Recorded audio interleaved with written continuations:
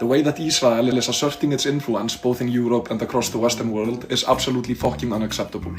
Take Eurovision for example, with Israel being the single biggest sponsor of Eurovision without even being situated in Europe, leading to ridiculous contradictions like Eurovision kicking Russia out of the competition while maintaining Israel's involvement, stating that it's strictly neutral. It went so far that I made an edit of the presenters of Eurovision in the halftime show singing the following.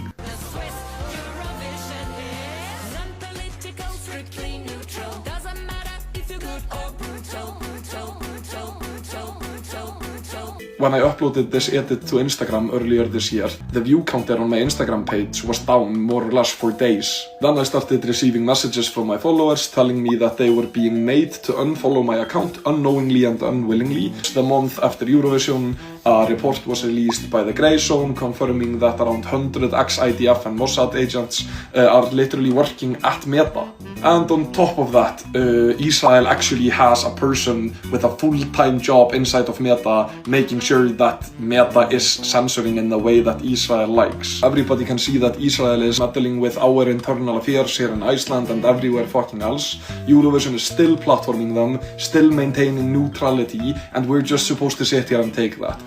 No, Israel, Eurovision, I had it with this.